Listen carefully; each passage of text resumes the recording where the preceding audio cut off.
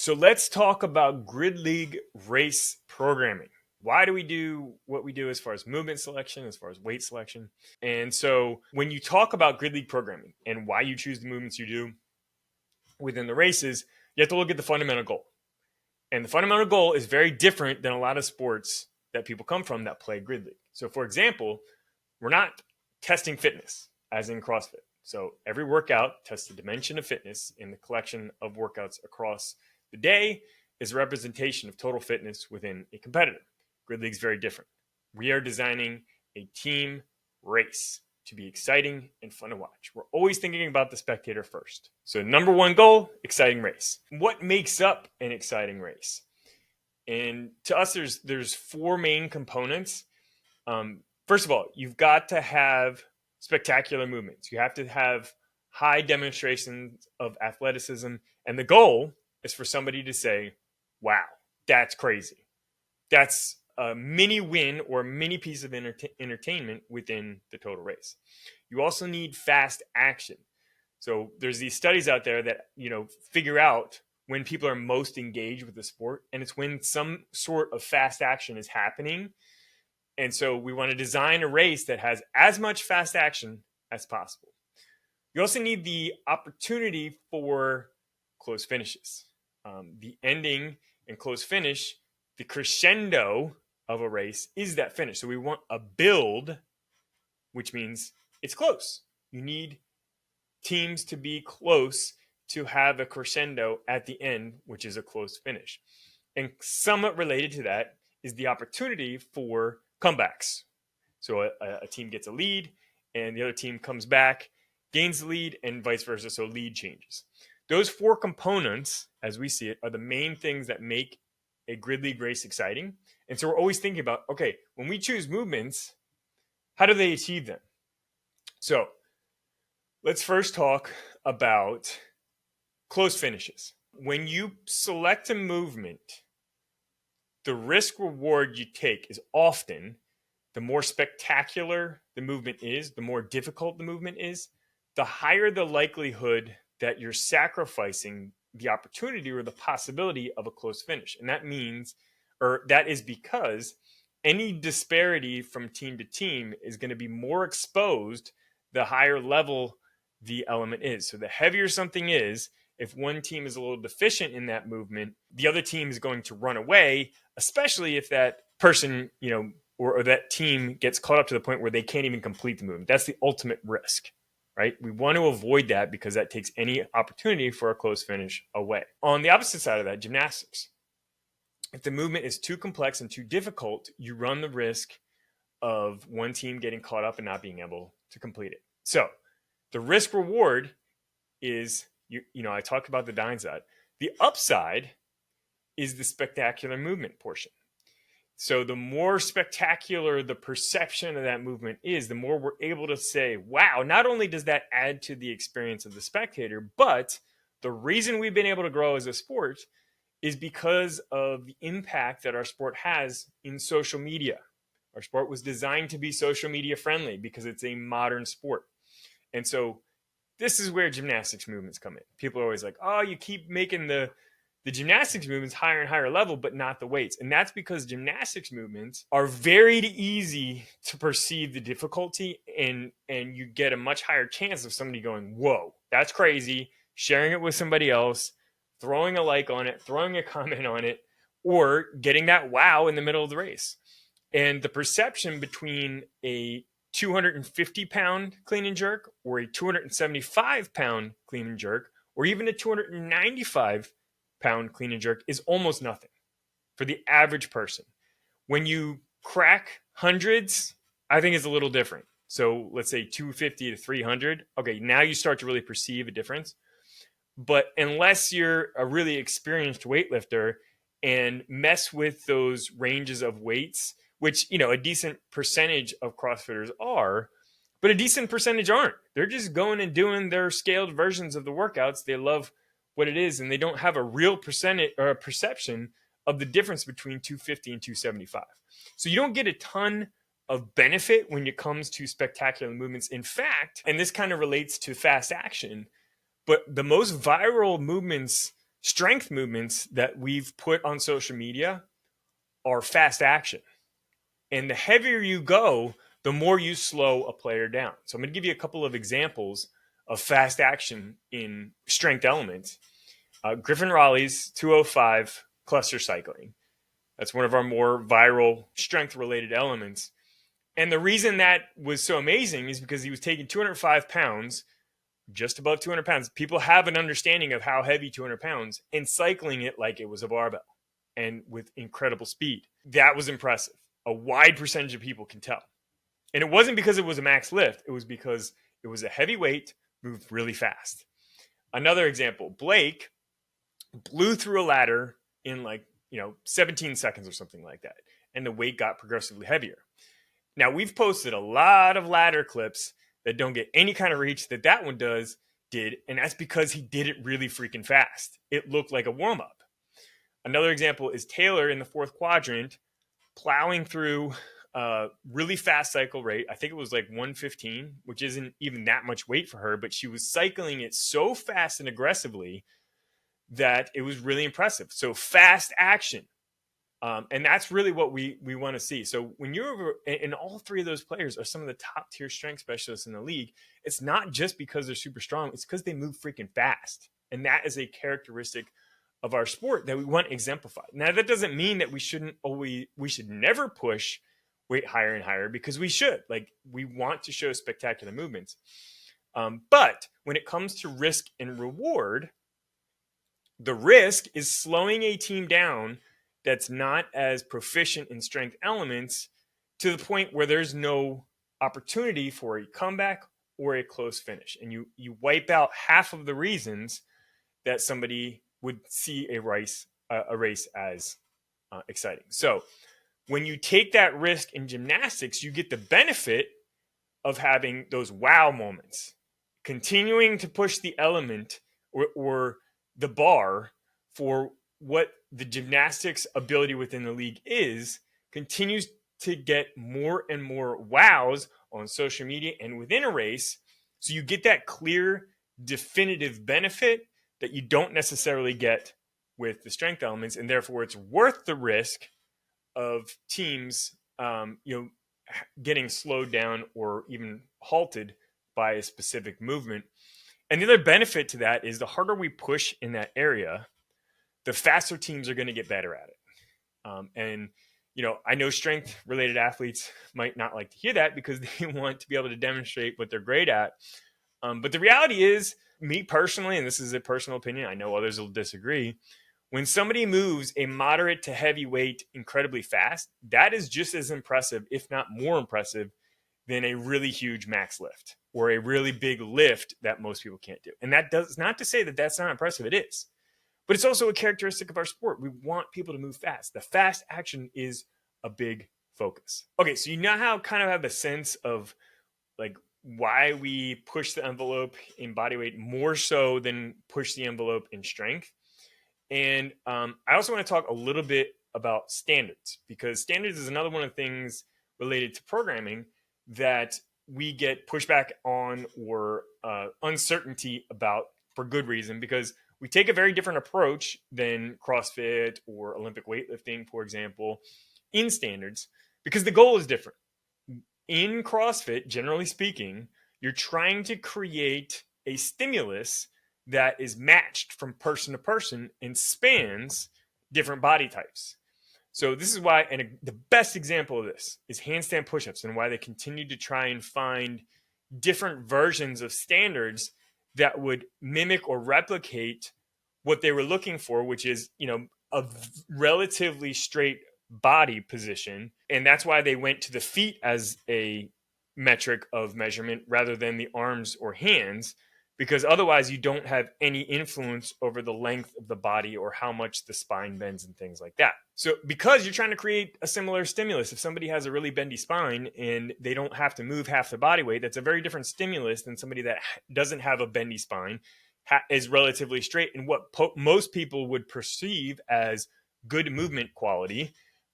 Because, again, it's a stimulus. You're looking for a particular stimulus to test fitness. You're not looking for, just arms to be locked out. Whereas in Grid League, We don't need to test fitness. We don't need consistency from body type to body type. In fact, it's encouraged for teams to use a body type that better fits the movement because that's a more spectacular version.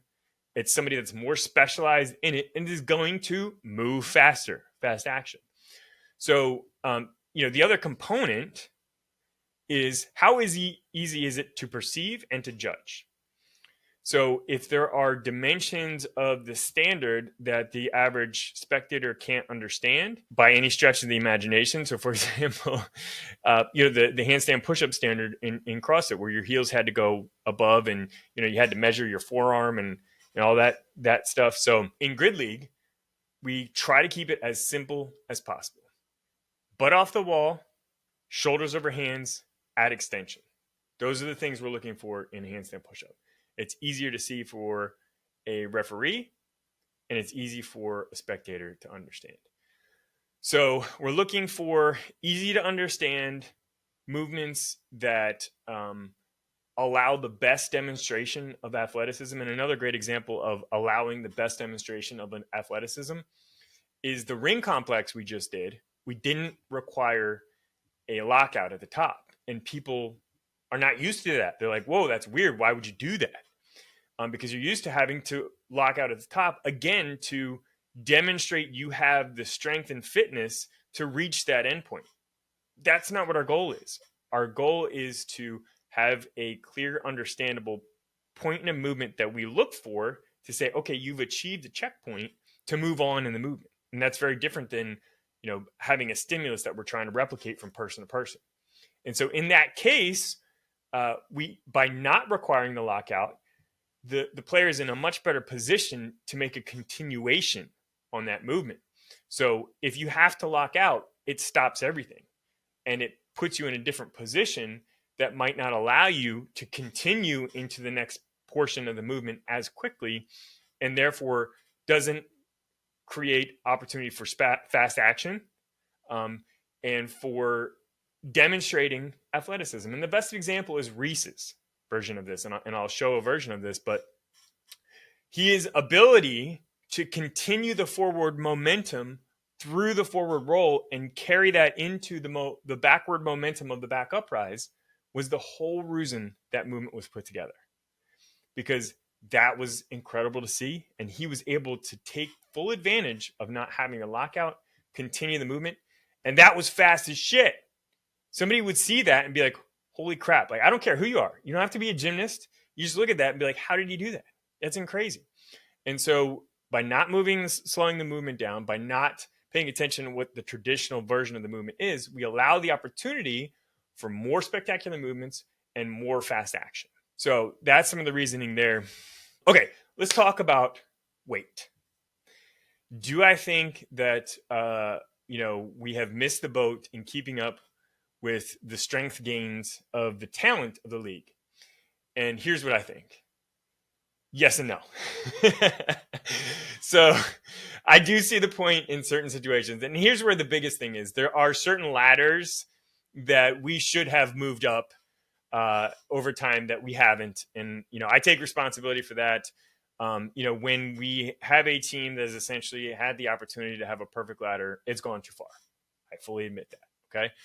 The reality is there's only a couple of ladders like that. In fact, most of them in my goal, and I've talked to Brandon about his perspective on this, but generally speaking, shooting for that like 50 to 60 to 70 range of your average score. So like right around 60, for example, 55, 60 for your average score in the ladder, I think is optimal.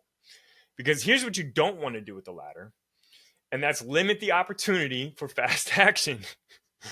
You don't want to get to the point where everybody's like slowly walking up to the bar, shaking it out, doing the butt pump, and then going for a hardcore lift. You want people to be able to move through some of the bars really quickly, and you want that time pressure. So if everybody's only doing 2 bars, then there's no time pressure of that 4 minutes. So we have to keep it in that range of, is there time pressure? Do you have to keep moving fast? But if you go too light, there's no opportunity for somebody that's not sure they're going to hit the bar to hit the bar. And that is obviously one of the more exciting elements of a race. When you walk up, when you see somebody take a big breath when they walk up to the bar, you know they're not quite sure and they need to hit it for their team. And so you need to create that opportunity for sure. But personally, this is my belief, and I'm open to other perspectives. I don't think it's a bad thing that multiple people finish a ladder. And I think ultimately, in the best scenario, some ladders, it's really difficult for teams to actually clear the ladder. And that makes that ladder unique to another one where you're going to have higher scoring and people are going to blow through it because it's just a different experience in the ladder. And that's part of choosing different kind of ways to approach a ladder strategically, but also from a spectator perspective. How do we create variation every time you watch a match? And how do you look for different things every time you watch a match? And how does a coach strategically approach a ladder differently based on the movement selection and how it taxes their team according to their team? Because every time there's a ladder, some teams are going to have a deeper roster of people that are just happen to be more efficient at snatches, for example. And you might have a team that is really freaking strong, especially if they have a lot of, strongmen, for example, or power lifters that aren't great at snatching, and that's not something that's in their background. So again, this is a lot of details in the ladder. So I think, there are certain ladders, and certainly the thruster one is a great example where we probably should have bumped it up before this year. And again, I'll take responsibility on that. But it is important to note that, we as a league do decide on these things together. And, there are anytime we've added a new ladder, we've bumped the weight up. And you'll see the average score on the hang snatch ladder, for example, is in the 50s. I think it's actually mid to low 50s.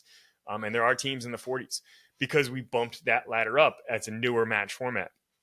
And, when we pushed those weights, people were resistant. They were like, that's a little too heavy. But, we always got to find that balance. We want people pushing on both sides of the spectrum, and we want multiple perspectives. So anytime we make the decision of those kinds of things, it goes through the team owners. And we do get a lot of opinions and perspectives from team owners. And then team owners, if they hear it from players, they'll communicate it. So I think it's an important component to finding that balance. But again, if we miss the boat, or if we probably should have done something, it's my job and Brandon's job to make sure that we're forward thinking and presenting things that need to be considered by the team owners. So again, I take responsibility for that. But man, I am excited about this sandbag ladder because this is a very different ladder experience, and you're going to have very different types of athletes excel. Now, types of athletes excelling, when you have different dimensions of body types that can excel in certain movements, this is one of the core components to allowing comebacks or lead changes, in my belief. So I'll give you a couple of examples. Anytime you can incorporate height as an advantage, so burpee to ring touch or wall balls, and in this case, sandbag over the ladder or flip slide is another one. Height is where, it's going to be featured less, and therefore when it is featured, you give teams that have the height advantage a much better chance to overcome a deficit within a given match or a given race. So for example, another good one is the sandbag over the wall and then jumping over the wall. If you had a tall player like the Palms did, you crushed that movement. And that would help you in your deficiencies in the gymnastics elements if you had them. So it allows teams that have really good gymnasts and really strong people to have an opportunity to catch up in races. And there are a lot of different dimensions of athleticism or ability that allows. Another one's mobility. So when you have a double dumbbell overhead squat, a different type of athlete oftentimes is going to excel than an athlete that, might generally be in the ladder and crush the ladder. Even though it's a strength oriented element, because you need a certain type of mobility. And so we're always thinking about different things like that. Another one, balance. This is why I love the pistol thruster, because you can have somebody that's great at pistols, really strong, but sucks at pistol thrusters because their balance gets off. So we look for these different opportunities for different players to be featured. And when you have a player that just tends to be in all of those movements as well, and also excelling at all of those movements as well, guess what? Those are the ones that have the higher impact scores. they are in a lot of races and they make the biggest impact for their teams. And it's not necessarily utility players either. Like you have some, strength oriented players that have that explosiveness, they have great mobility, and they're taller, and they end up in a lot more races than most strength players are. And the same is true for bodyweight specialists. If you have a bodyweight specialist that's constantly in the partner forward, it's because they have that explosiveness and likely mobility that makes them more valuable beyond just your typical bodyweight stuff. So I love this stuff. This is what makes Grid League amazing, and I'm so excited to be able to talk about it. So I think I'm grateful for all the community feedback that we've gotten. Of course, we encourage people to reach out directly or tell their team owner. Like if you have suggestions or ideas, tell your team owner, and they're always going to bring it forth if they see fit. And we really do value it. Like I see programming of these races as a collective effort among the team owners and indirectly of the team at Broad, Team Grid League at Broad. Okay. So thanks for watching. And if you have ideas or suggestions, let me know.